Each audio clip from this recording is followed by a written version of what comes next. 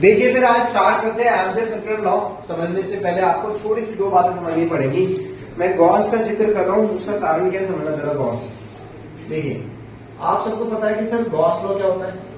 Gauss law in electrostatic, Gauss law in electrostatics, ठीक है। Gauss law ने कहा कि अगर कोई चार्ज यहां पर है, उससे चारों तरफ फील्ड निकल रही है, चारों तरफ क्या निकल रही है, फील्ड। तो इससे अगर आप फ्लक्स निकालने बैठेंगे, क्या फ्लक्स, तो जो टोटल फ्लक्स होता है बाय दिस सरफेस इंटीग्रेटिंग मतलब ऐड करना, depends only two things, charge inside the surface and the permittivity, right. This is Gauss law in electrostatics. Gauss law कहता है कि आप फ्लक्स का इंटीग्रेशन कर रहे हैं, और फ्लक्स क्या होता है, ई ए कॉस थीटा। क्या होता है, ई ए कॉस थीटा या ईडीएस कॉस थीटा, एक ही बात, राइट। हमारी फील्ड जो है सरफेस को टकराते हुए जा रही है। फ्लक्स बेसिकली बड़ा किसके लिए, फॉर सरफेस के लिए, है ना। बट अगर मैं बोलूं कि गॉस लॉ इन मैग्नेटोस्टैटिक्स क्या होता है, मैग्नेटोस्टैटिक्स मतलब मैग्नेट की स्टडी चल रही है। तो बेटा if you put a magnet inside a sphere, तो देखो ध्यान सुनो। नाउ जैसे इलेक्ट्रिक फ्लक्स होता है बेटा, वैसे क्या होता है हमारा मैग्नेटिक फ्लक्स होता है, बी डॉट डीएस। क्या होता है, बी डॉट डीएस। ये ध्यान से सुन लीजिए, आपका चैप्टर नंबर इसके अगले एक चैप्टर छोड़ के ईएमआई इलेक्ट्रोमैग्नेटिक इंडक्शन में यही पढ़ेंगे पूरे टाइम, मैग्नेटिक फ्लक्स। तो बेटा अगर आप इसमें इंटीग्रेट करते हैं तो यहाँ पे आंसर क्या आएगा बताओ। जैसे यहाँ पे आ गया चार्ज और परमिटिविटी, यहाँ पे क्या आ जाना चाहिए, पोल स्ट्रेंथ, है ना, और परमिटिविटी, परंतु यहाँ पे आंसर आता है 0। समझना जरा ध्यान से, एक मिनट सुनते जाइए चुपचाप। जब आप मैग्नेट को अंदर रखते हैं तो बेटा नॉर्थ से फील्ड निकल के कहां जाती है, और साउथ से निकल के कहां जाती है ना। इसका मतलब जितनी फ्लक्स निकल रही है उतनी फ्लक्स एंटर, जितनी फील्ड बाहर उतनी फील्ड अंदर, जितनी फील्ड बाहर उतनी फील्ड अंदर, तो टोटल फ्लक्स क्या हो गया। इसका मतलब आप मैग्नेट की फील्ड को सरफेस पे इंटीग्रेट नहीं कर सकते, क्योंकि नॉर्थ से निकलेगी साउथ में जाएगी, और साउथ से जाएगी अंदर नॉर्थ की तरफ, क्योंकि सिंगल पोल एग्जिस्ट करता है। क्या मैग्नेट का सिंगल पोल पाया आपने, इसके पास नॉर्थ है मेरे पास साउथ है, ऐसा है क्या, नहीं। लेकिन क्या सिंगल चार्ज एग्जिस्ट कर सकता है, single positive charge, single negative charge exist करता है। अरे करता है ना भाई, सिंगल पॉजिटिव चार्ज करता है, तभी तो ये बन रहा है ना। यहाँ पे चार्ज है, तो इसका मतलब पता क्या होता है, इसका मतलब होता है monopole does not exist. Monopole does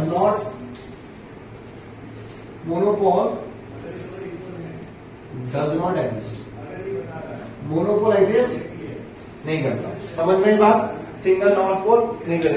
इससे एक और बात प्रूफ होती है कि magnetic field line always make close loop, magnetic field always make close loop, but electric field do not. समझ में आई बात। इन दोनों को समझ के आपको समझ में आएगा कि आखिर इसकी क्या जरूरत पड़ी। हम सरफेस इंटीग्रेशन तो कर ही नहीं सकते, तो अब हम करेंगे लाइन इंटीग्रेशन। तो एम्पियर ने कुछ ऐसा बताया, पहले फटाक से इसको छाप लीजिए फिर आगे बढ़ते हैं। देखो इसमें हम क्या देखते हैं कि हम सरफेस इंटीग्रेशन तो कर ही नहीं सकते, क्योंकि अगर सरफेस इंटीग्रेशन करेंगे तो नेट फील्ड 0 हो जाएगी, यानी नेट फ्लक्स 0 हो जाएगा। तो एम्पियर ने बोला कि अगर मान लो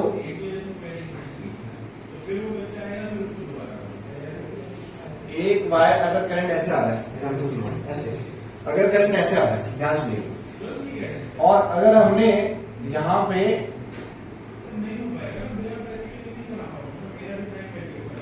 ये देखो ऐसे करके, मान लो कि मैंने एक करंट कैरिंग वायर ली और एक लूप ले लिया उसके आसपास, तो यहाँ पे अगर आप एक रेडियस ले लो इसका, ध्यान सुनिए। सबसे पहले क्या है कि अगर आपकी करंट ये, ध्यान सुनिएगा, अगर ये वायर ऐसे जा रही है करंट, अब इससे क्या होगा, चारों तरफ फील्ड फैलेगी, है ना। इससे क्या होगा, आपकी चारों तरफ मैग्नेटिक फील्ड फैलेगी। तो आप सरफेस में इंटीग्रेट तो कर ही नहीं सकते, क्योंकि सारी नेट फील्ड क्या होने वाली 0। तो आपने क्या किया, एक लूप बनाया, इसके आसपास एक लूप बनाया। लूप मतलब एक लाइन यानी रेखा। आपने क्या किया, मुझे इतने अंदर तक बताना है मैग्नेटिक फील्ड का इम्पैक्ट कितना होना चाहिए, राइट। तो हमने एक एम्पियरन लूप बनाया। This is not a surface, this is a loop. इसे बोलते हैं हम लोग एम्पियरन लूप,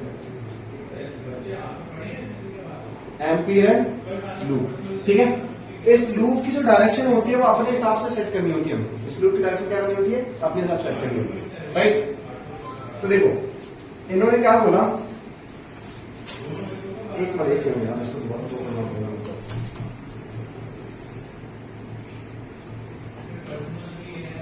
देखो मेरी बात सुनो, अगर मान लो कि यहाँ पर मैं एक वायर लेता हूँ, सुना हुआ उसने I1, और बेटा यहाँ पे अगर मैं एक और वायर लेता हूँ I2, और एक ऐसे कर लेता हूँ और ये I3, कितनी वायर होंगी हमारे पास बोलो? 3। ये वायर कैसे खड़ी है?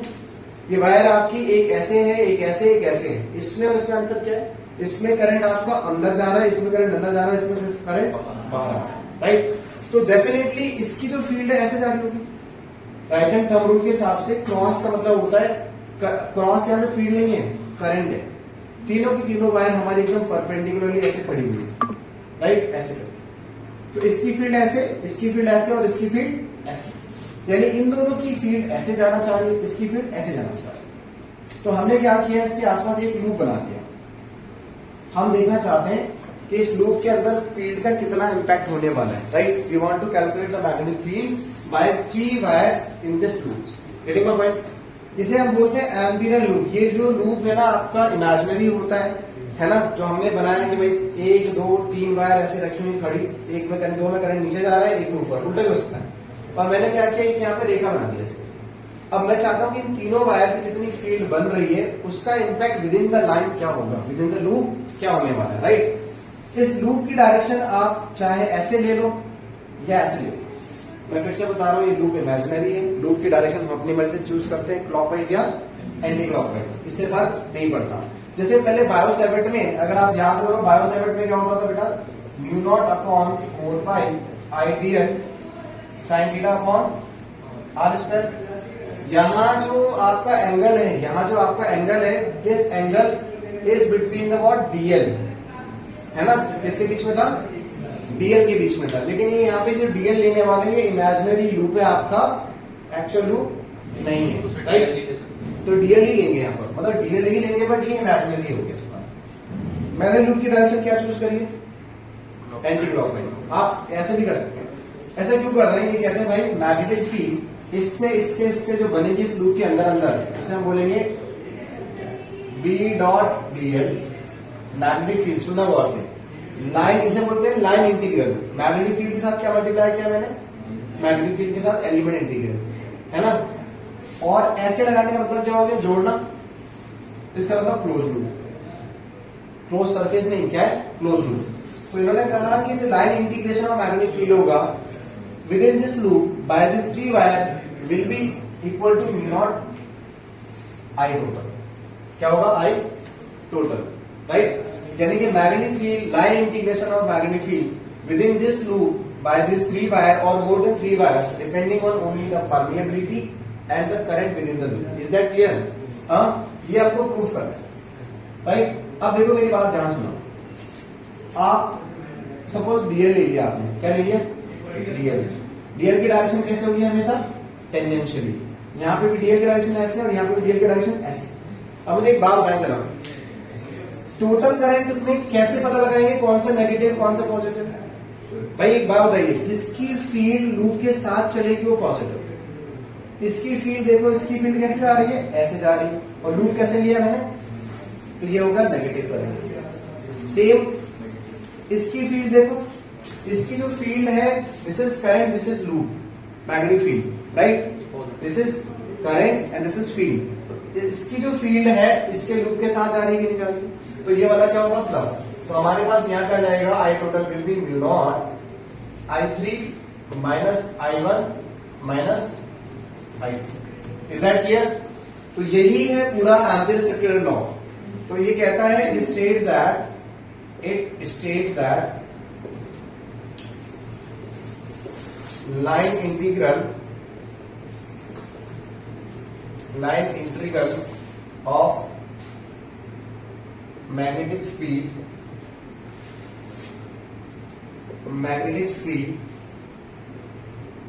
due to, है ना, line integral of magnetic field due to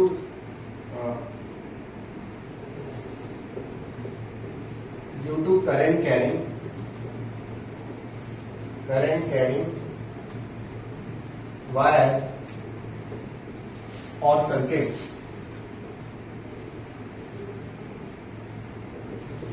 within the loop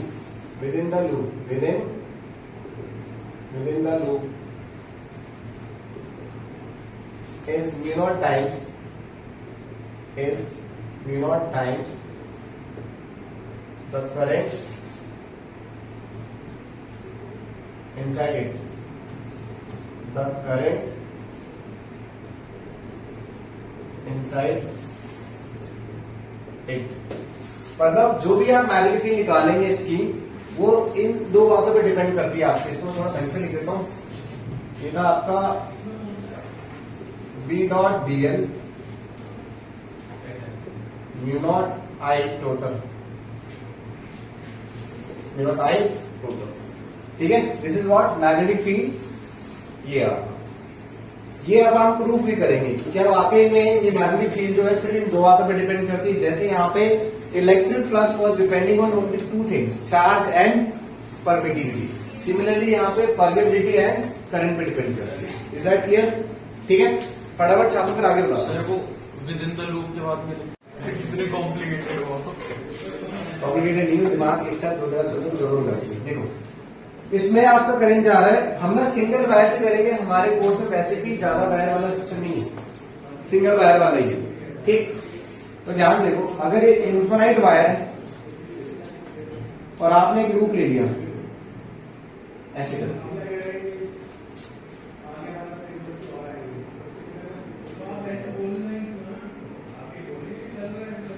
देखो अब ध्यान सुनो, आप इसको प्रूव करने जा रहे हैं।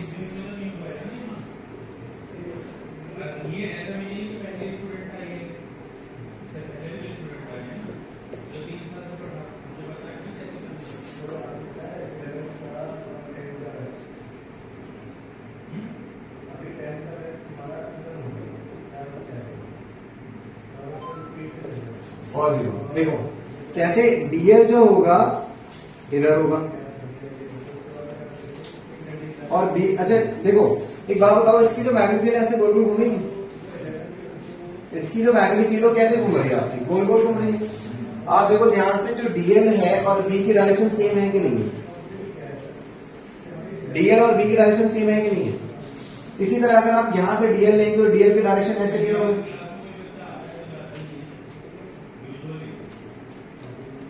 Theta zero. मतलब किसी भी एलिमेंट की जो डायरेक्शन ऑफ एलिमेंट की डायरेक्शन और बी की डायरेक्शन क्या होने वाली है? सेम। क्योंकि आपका ये रहा loop, dl B dl B dl B, यानी एट एवरी पॉइंट डीएल की डायरेक्शन और बी की डायरेक्शन क्या होने वाली है? सेम होने वाली है, राइट? तो उस हिसाब से ध्यान से देखो,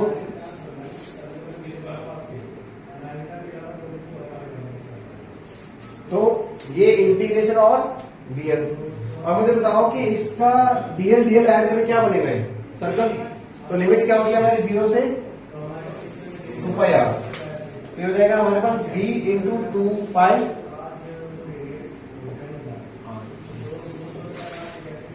आर, राइट? अब ध्यान सुनिएगा, what is magnetic field due to straight wire? Mu naught I by 2 pi R. आप इसको इस तरह दीजिए,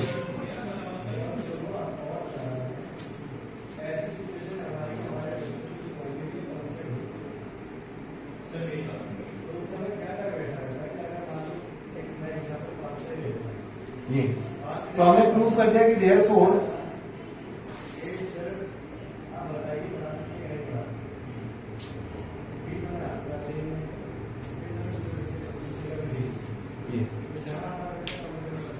ध्यान सुनिए, मैग्नेटिक फील्ड आपकी प्रूफ कर दी हमने कि सिर्फ डिपेंड किस पे करी? बी नॉट और आई पे। Is that clear? ठीक है, बता दो।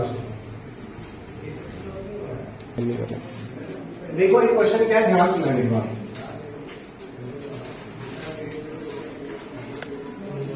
देखो अगर हम बात करते हैं कि भाई मान लो क्वेश्चन है आपका कि एक वायर ये है, एक ये है और एक ये है, I current 2i current 5i current.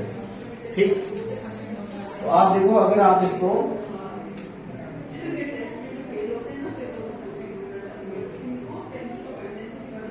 ऐसा,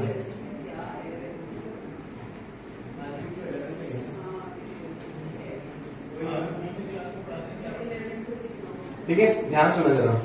अब ये क्वेश्चन दे रखा है आपको, ये क्वेश्चन मेंस का क्वेश्चन है वैसे, बट बहुत काफी आसान क्वेश्चन है ना। देखो ध्यान से, अगर आपसे इसमें बोला था कि find magnetic field due to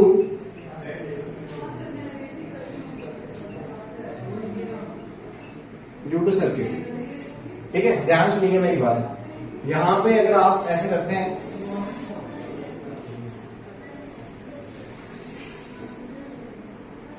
अब बताओ जरा इसमें कौन सा,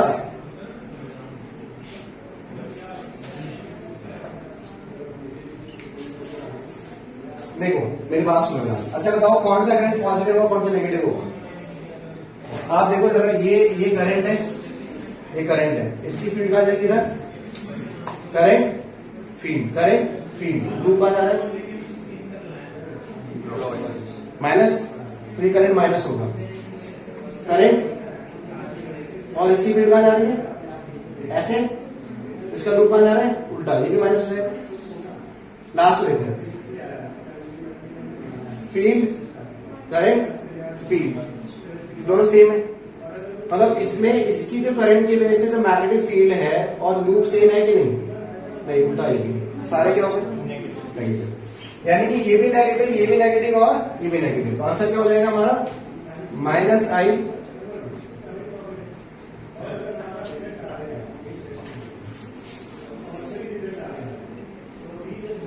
सेट 2i है सर, बेटा 2i है। अच्छा हाँ, तो मतलब आपको क्या देखना है कि किसकी फील्ड किसके साथ जा रही है ना, किसकी फील्ड किसके साथ जा रही है, उसको ध्यान रखिए आप। i 2i 5 और 2 7 और 8।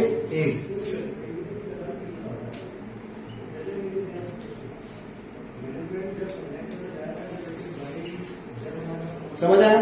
तो ये क्वेश्चन ज्यादा टफ तो नहीं था, बट देखो ये क्वेश्चन मेंस में आया है, तो मतलब आपको सिर्फ लूप और मैग्नेटिक फील्ड को पकड़ना है, राइट। बोलो क्लियर है कि नहीं।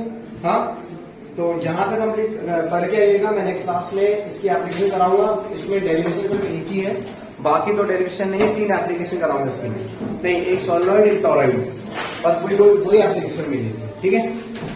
चलिए, डन फॉर टुडे।